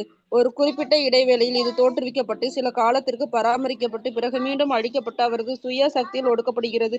இதை பகவத்கீதையில் 8.19 பூத்வா பிரலியதே என்று விவரிக்கப்படுகிறது. ஆனால் அவரது அந்தரங்க சக்தியின் படைப்பான ஆன்மீக உலகம் ஜட உலகை போல் தற்காலிகமான தோற்றம் அல்ல. அது நித்தியமானதும் உன்னத அறிவு, செல்வம், சக்தி, பலம், அழகு மற்றும் பெருமைகள் ஆகியவற்றை முழுமையாக கொண்டதும் ஆகும். பகவானால் தோற்றுவிக்கப்படும் இத்தகைய சக்திகள் நித்தியமானவை என்பதால் அவை ஜட இயற்கையின் குணங்களில் களங்கங்களில் இருந்து முற்றிலும் விடுபட்டவை, நிர்குண என்று அழைக்கப்படுகிறது. ஆன்மீக உலகம் பௌதிக நற்குணத்தை விட உயர்ந்தது என்பதால் அது மாற்றமற்றது ஆகும். இத்தகைய நித்தியமான மாற்றமற்ற குணங்களை கொண்டுள்ள பரமபுருஷர் பௌதிக ஆதிக்கத்தை போன்ற எதனாலும் கட்டுப்படுத்தப்படுவதில்லை. எனவே ஜீவராசிகளின் விஷயத்தில் காணப்படுவதை போல் அவரது செயல்களும் உருவமும் மாயையின் ஆதிக்கத்திற்கு உட்பட்டுள்ளன என்று எவ்வாறு கருதப்பட முடியும்? ஒரு மந்திரவாதி அல்லது ஜால வித்தைக்காரன் பல அற்புதங்களை செய்து காட்டுகிறான். தனது மந்திர வித்தையான அவன் ஒரு பசுவாக மாறுகிறான். இருப்பினும் அவன் அந்த பசு அல்ல. ஆனால் அதே சமயம் அந்த மந்திரவாதியால் கட்டப்பட்ட பசு அவனிடம் இருந்து வேறுபட்டதும் அல்ல. அதை போலவே பகவானின் நடுத்தர சக்தியானது அவரிலிருந்து தோன்றும் ஒரு சக்தியாக இருப்பதால் அது அவரிலிருந்து வேறுபட்டதல்ல. ஆனால் அதே சமயம் அச்சக்தியின் தோற்றமும் பரம புருஷரும் அல்ல. பகவானின் உன்னத அறிவும் ஆற்றலும் எப்பொழுதும் ஒரே மாதிரியாக உள்ளன. ஜட உலகில் வெளிப்படுத்தப்படும் பொழுது கூட அவை மாறாமலே இருக்கின்றன. பகவத்கீதை குறிப்பிடுவது போல பகவான் தமது சொந்த அந்தரங்க சக்தியின் மூலமாக பூமியில் அவதரிக்கிறார். எனவே அவர் பௌதிகத்தினால் கலக்கமடைவதோ மாற்றமடைவதோ அல்லது ஜட இயற்கை குணங்களினால் பாதிப்படைவதோ இல்லை. பகவான் தனது சொந்த அந்தரங்க சக்தியின் மூலமாக சகுண பிரம்மமாக இருக்கிறார். ஆனால் அதே சமயம் பௌதிக சக்தியுடன் அவர் தொடர்பு கொள்வதில்லை என்பதால் அவர் நிர்குண பிரம்மமாகவும் இருக்கிறார். சிறை கூடத்தின் கட்டுப்பாடுகள் அரசரின் சட்டத்தினால் தண்டிக்கப்பட்ட கைதிகளுக்கு பொருந்துவனவாக உள்ளன. ஆனால் நல்லெண்ணத்துடன் சிறை கூடத்தை காண செல்லும் அரசர் அத்தகைய கட்டுப்பாடுகளுக்கு உட்படுவதில்லை. பகவானின் 6 ஐஸ்வர்யங்கள் அவரிலிருந்து வேறுபட்டவை அல்ல என்று விஷ்ணு புராணம் குறிப்பிடப்படுகிறது. உன்னதமான அறிவு, பலம், செல்வம், அழகு, புகழ் மற்றும் துறவு ஆகிய ஐஸ்வர்யங்கள் பரம புருஷருடன் எல்லா விதத்திலும் ஒத்திருக்கின்றன. இத்தகைய ஐஸ்வர்யங்களை ஜட உலகில் பகவான் வெளிப்படுத்தும் பொழுது அவை ஜட இயற்கை குணங்களுடனான எவ்வித தொடர்பும் கொண்டிருப்பதில்லை. பகவானின் செயல்கள் ஜட உலகில் வெளிப்படுத்தப்படும் பொழுது கூட எப்பொழுதும் உன்னதமானவையாக இருக்கின்றன என்பதற்கு சின்மாத்திரத்வ என்று சொல்ல சிறந்த உத்தரவாதமாகும். அவரது செயல்கள் அவருக்கு நிகரானவை. இல்லையெனில் சுகதேவ கோஸ்வாமி போன்ற முக்தி பெற்ற ஆத்மாக்கள் அவற்றினால் கவரப்பட்டிருக்க மாட்டார்கள். சில சமயம் அறிவற்ற மனிதர்களால் தப்பர்த்தம் கற்பிக்கப்படுவது போல் பகவானின் செயல்கள் எப்படி ஜட இயற்கை குணங்களில் இருக்க முடியும் என்று விதுரர் கேட்டார். பந்தப்பட்ட ஆத்மாக்களின் செயல்கள் ஜட இயற்கை குணங்களின் மூலமாக வெளிப்படுவதால் அவை இழிவான தோற்றத்தை கொண்டுள்ளன. ஆனால் பகவானும் அவரது உடலும் ஒன்றுதான் என்பதால் அவரால் நிகழ்த்தப்படும் செயல்களும் கூட அவரிலிருந்து வேறுபட்டவை அல்ல. பகவானின் செயல்கள் பௌதீகமானவை என்று நினைப்பவர்கள் நிச்சயமாக தவறு செய்பவர்கள் என்பது முடிவு. ஹரே கிருஷ்ணா. ரொம்ப நன்றி மாதாஜி. மாதாஜி, எனக்கு மூச்சு வாங்குது மாதாஜி. ஹரே கிருஷ்ணா. அவங்க மூச்சு விடாம படிக்கிறாங்க, நித்தி படிக்காம கடிச்சு. சாரி மாதாஜி. இல்ல இல்ல, ஃபாஸ்டா படிக்கிறீங்க. சாரி இல்ல, உங்களுடைய எஃபிஷியன்சி ஃபாஸ்டா படிக்கிறீங்க, நல்லா கிளியராவும் படிக்கிறீங்க. இதுக்கு எதுக்கு சாரி? தேங்க்யூ மாதாஜி. பகவான் உங்களுக்கு மாதிரி ஒரு திறமை கொடுத்திருக்காரு. நன்றி மாதாஜி. பகவான் இந்த உலகத்துல அவதரிக்கும் போது நம்மள மாதிரி அவர் கர்ம வினைகளுக்கு உட்பட்டவர் கிடையாது. இதை நம்ம நல்லா தெளிவா புரிஞ்சுக்கணும். ஏன் பகவானுடைய செயல்கள் லீலை அப்படின்னும், அதே செயல் நம்ம செய்யும் போது கர்மான்னு எதுக்காக சொல்லப்படுது? உதாரணத்துக்கு திருடுறதே வச்சுக்குவோம். ஏன்னா நம்ம விரஜை பிரசித்தம் நவநீத சோரம், விரஜபூமியில ரொம்ப பிரசித்தமா, எல்லாருக்கும் தெரியுமா இவரை பத்தி. என்ன பத்தி தெரியுது? இப்படி எப்படி தெரியுமா? நவநீத சோரம் இப்படி பிரசித்தமா. இந்த மாதிரி திருட்டு ஒரு பிரசித்தமா இருக்கிறது, இவர் திருடன் அப்படின்னு பிரசித்தம் அப்படின்னு சொன்னா அது பெருமையா நமக்கு? அந்த ஊர்ல ரொம்ப பிரசித்தமானவர். எதுல பிரசித்தமான? பெரிய திருடன் அவரு அப்படி யாராவது பெருமையா சொல்லிக்குவாங்களா? அது நம்மளை பொறுத்த வரைக்கும் என்ன, ரொம்ப தாழ்வான கீழ்த்தரமான ஒரு செயல். ஆனா பகவான் செய்யும் போது அது பிரசித்தம். இந்த பிரஜபூமியிலே ரொம்ப பிரசித்தமான திருடன் அப்படின்னு பில்லமங்கல தாக்குரார் சொல்றார். அப்போ என்ன வித்தியாசம்? நம்ம திருடுறதுக்கும் பகவான் திருடுறதுக்கும் என்ன வித்தியாசம் அப்படின்னா, நாம திருடுறோம் அப்படின்னாக்க நமக்கு ஏதோ ஒரு தேவை இருக்கு. அந்த தேவையினால என்ன பண்றோம்? திருடுறோம். அந்த பொருள் நமக்கு தேவையா இருக்கு, திருடுறோம். ஆனா பகவானுக்கு எந்த தேவையும் கிடையாது. ஒரு 6 ஐஸ்வர்யங்களும் பூரணமா உடையவராச்சே, அவருக்கு என்ன தேவை இருக்கு? அவர் எதுக்காக திருடணும்? அவர் அந்த மாதிரி ஒரு செயல் செய்யறதுனால அதனால ஒரு வினை உண்டாக போகுதா அப்படின்னா கிடையாது. நாம ஒரு செயல் செய்தோம் அப்படின்னா அதுக்கு ஒரு வினை உண்டாகும், செயலுக்கு உண்டான ஒரு பலன் உண்டாகும். பகவான் ஒரு செயல் செய்தாலும் அதுக்கு பலன்லாம் அவர் கிடையாது. அவருக்கு எந்த பலனும் கிடையாது, கர்ம பலன் அவருக்கு கிடையாது. அதனால நாம செய்யற செயல்கள் கர்மா, அவர் செய்யற செயல்கள் லீலை. எந்த விளைவும் அதனால அவருக்கு ஏற்படாது. அதனால்தான் பிரபுபாதர் இன்னொரு உதாரணமும் கொடுக்குறார். ஒரு சிறைச்சாலை இருக்கு, அதுல சட்டத்திட்டங்கள், சிறைச்சாலையுடைய சட்டத்திட்டங்கள் இருக்கு. அந்த கைதிகள் இப்படிதான் நடந்துக்கணும் அப்படிங்கிற சட்டத்திட்டங்கள் இருக்கு. ஆனா அந்த சிறைச்சாலைக்கு அரசர் மேற்பார்வையிட வரும்போது அந்த சட்டத்திட்டங்கள் அரசருக்கு பொருந்தாது. இது உண்மைதானே? ஒரு ஜனாதிபதி போறாரு, இல்லைன்னா ஒரு மந்திரி போறாரு சிறைச்சாலை. மந்திரி எல்லாம் சொல்லக்கூடாது, பயமா இருக்கு. ஏன்னா அவங்க தப்பு பண்ணிட்டு கூட சிறைக்கு போறவங்களா இருப்பாங்க. நம்ம இப்ப இருக்க மந்திரிகள்லாம். ஒரு அரசர்னே நம்ம வச்சுப்போம், ஏன் வம்பு. ஒரு அரசர் சிறைச்சாலைக்குள்ள போறாரு அப்படின்னா அந்த சிறை கைதிகளை போய் அவர் பார்வையிடுறதுக்காக போறாரு. அந்த சிறையுடைய சட்டத்திட்டங்களுக்கு அவர் உட்பட்டவர் கிடையாது. இதை நம்ம புரிஞ்சுக்கணும். அந்த மாதிரி பகவான் இந்த ஜடவுலக சட்டத்திட்டங்களுக்கு உட்பட்டவர் கிடையாது. ஆனா இந்த ஜடவுலக சட்டத்திட்டங்களை அவர் தான் படைச்சிருக்கார். எதுக்காக படைச்சிருக்கார்? நம்மளுடைய நன்மைக்காக படைச்சிருக்கார். சோ அதனால ஜீவராசிகள் பகவான் இவங்களுக்கு கூட இருக்கிற இந்த உறவை ஒரு மந்திரவாதி வச்சு பிரபுபாதர் விளக்குறார். ஒரு மந்திரவாதி அவர் ஜால வித்தையினால ஒரு பசுவை உருவாக்கலாம். ஆனா அந்த பசு அவரே ஒரு பசுவா கூட மாறலாம். ஆனா அந்த மந்திரவாதி அந்த பசுல இருந்து வேறுபட்டவர், அந்த பசு அந்த மந்திரவாதியிலிருந்து வேறுபட்டது அப்படிங்கறத நம்ம நல்லா புரிஞ்சுக்கணும். அதே சமயத்துல இந்த மந்திரவாதி தான் அதை உருவாக்கி இருக்கார். அந்த மாதிரி ஜீவராசிகள் பகவானால படைக்கப்பட்டிருக்காங்க.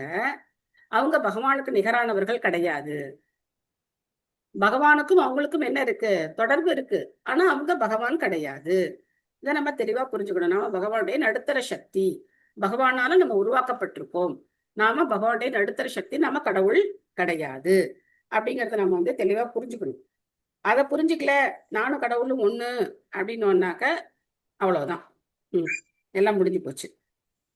சோ பகவானுக்கும் அவரது உடலுக்கும், ஆத்மாவுக்கும் உடலுக்கும் எந்த வேறுபாடும் கிடையாது. அவர் முழுமையான சச்சிதானந்த விக்கிரகம். கிரீடாயாம் உத்யமோர்வஸ்ய காமச்சிக்ரி ஈஷான்யதः ஸ்வஸ்தஸ்திருப்தஸ்ய ச கதம் நிவ்ருதஸ்ய சதான்யதः. சிறுவர்கள் மற்ற சிறுவர்களுடன் விளையாடுவதிலும் பலவித பொழுதுபோக்குகளில் ஈடுபடுவதிலும் உற்சாகம் கொண்டுள்ளனர். ஆகையால் ஆசையால் அவர்கள் தூண்டப்படுவதுதான் இதற்கு காரணம். ஆனால் பகவானுக்கு இத்தகைய ஆசை உண்டாவதற்கு வாய்ப்பில்லை. ஏனெனில் எப்பொழுதும் அவர் சுய திருப்தி உடையவராகவும் அனைத்திலும் பற்றற்றவராகவும் இருக்கிறார். சோ இதான் பகவானுக்கு நமக்கும் உள்ள வித்தியாசம். நம்ம ஒரு காரியம் செய்யறோம்னா அதுக்கு ஏதோ ஒரு தேவை நமக்கு இருக்கு. ஆனா பகவானுக்கு எந்த தேவையும் கிடையாது. குணாவதி மாதாஜி படிக்கிறீங்களா?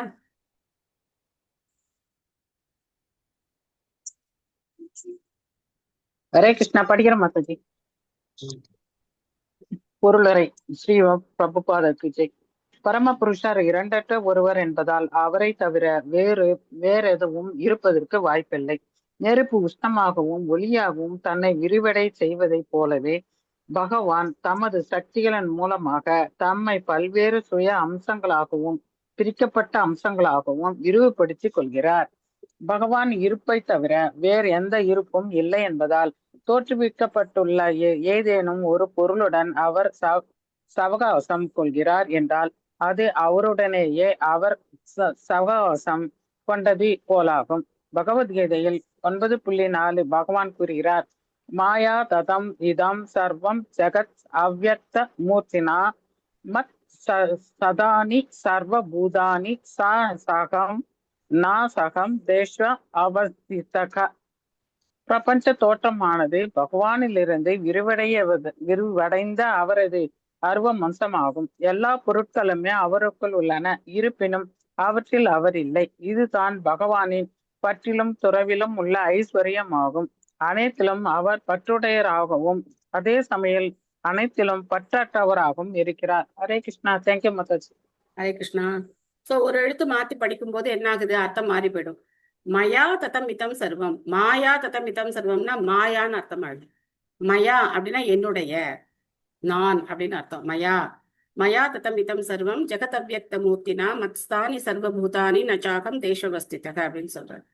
ஈஸியா புரிஞ்சுக்கலாம் இத என்ன சொல்றாரு பகவான் அப்படின்னு சொல்லி. இப்போ நீங்க எல்லாரும் வீட்டுல இருக்கீங்க இல்லையா? ஆல்மோஸ்ட் எல்லாரும் வீட்டுல தானே இருக்கீங்க. உங்களை சுத்தி நிறைய பொருள்கள் இருக்கு இல்லையா? அந்த பொருள்கள் எல்லாம் யாருடையது? உங்களுடையது.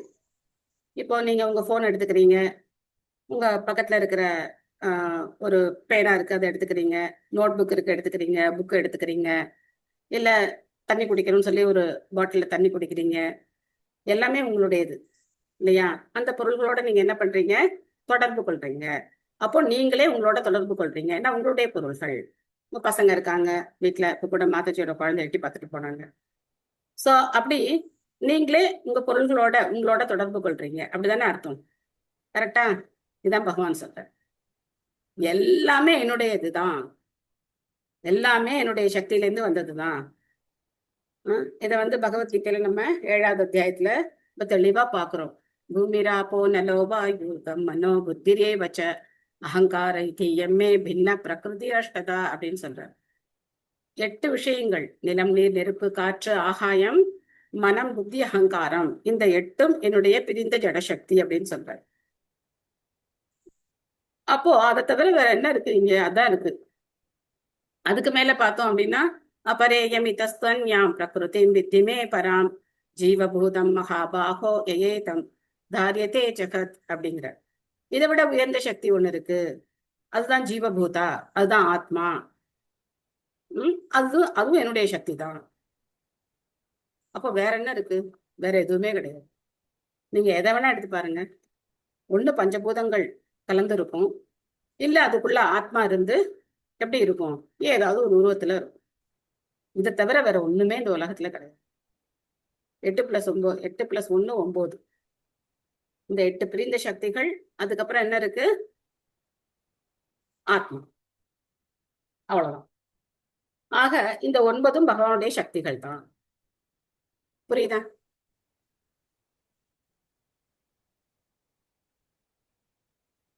புரிஞ்சுதா இல்லையா? புரிஞ்ச மாதிரி இருக்கு மாதாஜி. எப்பவுமே உங்களோட பதில் தான் புரிஞ்ச மாதிரி இருக்கு மாதாஜி, ஆனா புரியல. இன்னொரு தடவை படிச்சா புரியும் மாதாஜி. மாதாஜி. சொல்லும் போது புரியுது. நான் என்ன சொல்றேன் அப்படின்னாக்க, இந்த பஞ்சபூதங்களாலான கலவைகள் தான் எல்லா ஜட சக்திகளும். இப்ப பாருங்க, ஒரு உதாரணம் காட்டுறேன். என்கிட்ட ஒரு பர்ஸ் இருக்குங்க. இந்த பர்ஸ் எதனால ஆனது? பஞ்சபூதங்களுடைய கலவை. கரெக்டா? இந்த செல்போன் இருக்கு, இதுவும் பஞ்சபூதங்களுடைய ஒரு கலவை. இங்க ஒரு கிளிக்கர் வச்சிருக்கேன், இதுவும் பஞ்சபூதங்களுடைய கலவை. இங்க நான் ஒரு கத்திரிக்கோல் வச்சிருக்கேன், இதுவும் பஞ்சபூதங்களுடைய ஒரு கலவை. எல்லாமே பஞ்சபூதங்களால ஆனது தானே. மேஜை, அப்புறம் உட்கார்ந்து இருக்கிற சேரு, நம்மளை சுத்தி இருக்கிற செவுரு, எல்லாமே என்னது? பஞ்சபூதங்களால ஆனது தானே. இதெல்லாம் ஜட பொருள். சரியா? இப்போ எனக்கு பக்கத்துல இங்க வந்து ஒரு எறும்பு போயிட்டு இருக்குன்னு வச்சுக்கோங்க, அதுவும் பஞ்சபூதங்களுடைய கலவை. ஆனா அதுக்குள்ள என்ன இருக்கு? ஆத்மா இருக்கு, பரமாத்மா இருக்கு. பரமாத்மா இருக்கு. புரியுதா? அப்போ இது எல்லாமே யாருடைய சக்தி? பகவானுடைய சக்தி. மயா ததமிதம் சர்வம். நான் எல்லா இடத்துலயும் இருக்கேன். மயா ததமிதம் சர்வம் ஜெகத் அவ்யக்த மூர்த்தி. நான் எல்லாத்தையும் அவ்யக்தம், நான் தோன்ற உருவிலையும் இருக்கேன், எல்லா உருவிலையும் நான் தான் இருக்கேன். மத்ஸ்தானி சர்வபூதானி நச்சாகம் தேசவஸ்திதக அப்படின்னு சொல்றேன். ஆனா அதெல்லாம் நான் கிடையாது. இதுல புரிஞ்சுக்கிறதுக்கு என்ன கஷ்டம்? சரி, இந்த பாருங்க, இந்த செல்போன் இருக்கு, இது என்னுடையது. நீங்க வந்து கேட்டா நான் கொடுக்க மாட்டேன். மாதாஜி இது என்னோட செல்போன் மாதாஜி, நான் இப்பதான் புதுசா வாங்கியிருக்கேன், நான் அதெல்லாம் கொடுக்க மாட்டேன். அப்போ இது என்னுடையது. ஆனா நான் இதுவா? நான் கிடையாது. நான் தனியா ஒரு நபர் இல்ல மாதாஜி, இது என்னுடைய, நீங்க வேற. அவ்வளவுதான். உயிரற்றவை மாதாஜி, உயிரற்றவை. அதுதான் பகவான். சோ எல்லாமே அதான் மீனிங் மாதாஜி. இரண்டரன்னு அதான் மீனிங் மாதாஜி. பகவான் இரண்டர ஒருவர் என்பதால் அதான். இரண்டரன் கிடையாது, ஒரு வார்த்தையே கிடையாது. இரண்டற்ற இங்க இருக்க மாதாஜி. இரண்டற்ற, சாரி, பரமபுருஷ இரண்டற்ற ஒருவர் என்பதால். ஓகே மாதாஜி. அத்வைத்தம், அவரை தவிர வேற எதுவுமே கிடையாது, இரண்டற்ற ஒருவர். ஆனா பல்வேறு சக்திகளா அவர் இருக்கார். இந்த 3 ஸ்லோகம் மாதாஜி 7th சாப்டர்ல இந்த 3 ஸ்லோகம் 7.4, 5, 6 இந்த 3 ஸ்லோகம் நீங்க வந்து நல்ல தரோ மனசுல வச்சுக்கணும். பூமிராப்போ நலோ வாயு கம்மனோ புத்திரேவச்ச அகங்கார இத்தியமே பின்ன பிரகிருதி அஷ்டதா அபரேயமிதஸ்தோன்யாம் பிரகிருதி வித்திமே பராம் ஜீவபூதம் மகாபாகோ யயேதம் தாரியதே ஜெகத். அடுத்த ஸ்லோகம் வந்து யார் வச்சிருக்கீங்க புக்கு?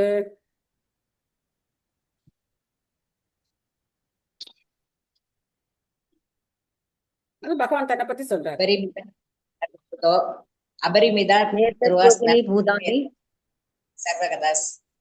சர்வாணி பாதாய அகம் ஜெகத் பிரபவ பிரளயஸ்ததா.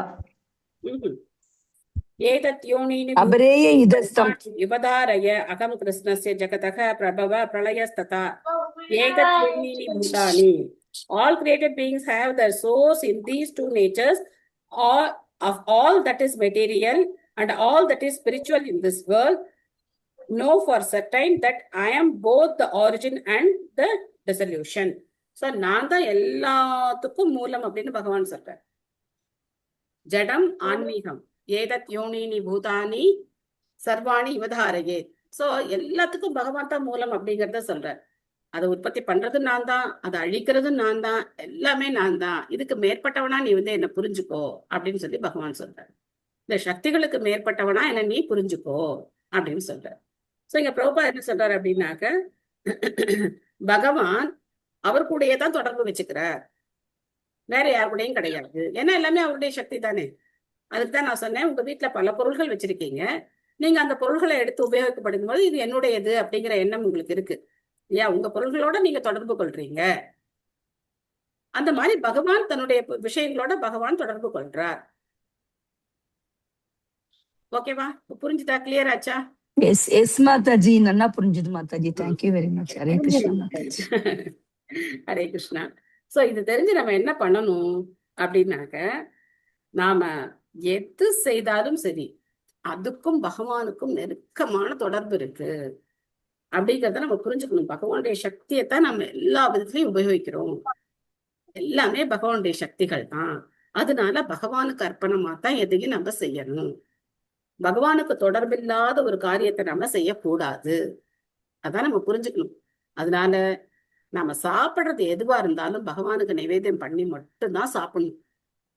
அது மாதிரி பகவானுக்கு தொடர்புடைய விஷயங்கள்ல மட்டும்தான் நாம இன்ட்ரெஸ்டோடவும் இருக்கணும். பகவானுக்கு தொடர்பு இல்லாத விஷயங்களை நாம இன்ட்ரெஸ்ட் காட்டணும்னு அவசியமே கிடையாது. அதை பத்தி பேசணும்னு, அதை பத்தி பார்க்கணும்னு நமக்கு அவசியம் கிடையாது. சோ இதான் நம்ம புரிஞ்சுக்கணும். புரிஞ்சுக்கிட்டு வாழ்க்கை இது ஞானம் விஞ்ஞானமா பயிற்சி பண்ணும்போது நம்ம இதைதான் பயிற்சி பண்ணணும்.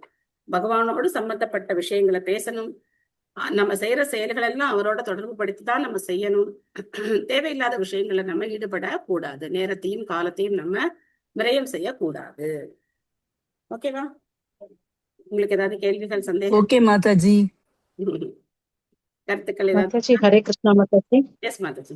மாதாஜி, அந்த சக்கரத்தாழ்வார் பத்தி சொன்னீங்க, இன்னொருக்கா சொல்லுங்க மாதாஜி. நரசிம்ம சொன்னீங்க. நீங்க தான் கேட்டீங்களா? நான் கேட்கல மாதாஜி. நீங்க கேட்கலையா? ஓகே, யார் கேட்டாங்கன்னு தெரியல. எனிவே இல்ல, சுதர்சன சக்கரம் ரொம்ப வருத்தப்பட்டாராம். ஏன்னா நரசிம்மர் ஹிரண்யகசிபுவை வதம் பண்ணும்போது சுதர்சன சக்கரத்தை கூப்பிடல இல்லையா?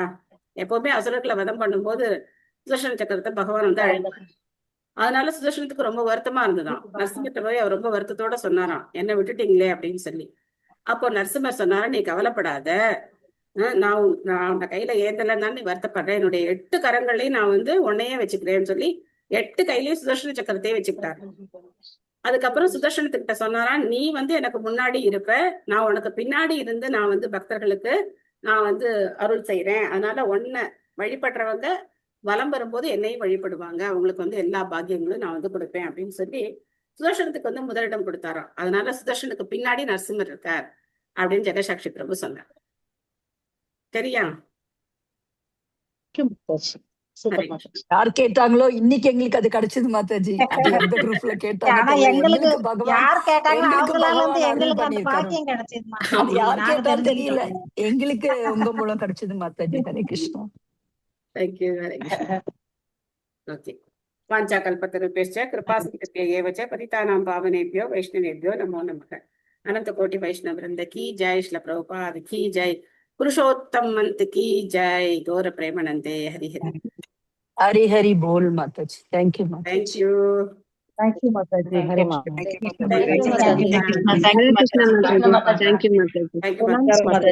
माताजी. थैंक यू माताजी. Thank you. Thank you माताजी. हरे कृष्णा. Thank you माताजी. हरे कृष्णा. थैंक यू माताजी. Thank you. हरे कृष्ण हरे कृष्ण कृष्ण कृष्ण हरे हरे, हरे राम राम हरे हरे, जय भगवान, हरे कृष्ण.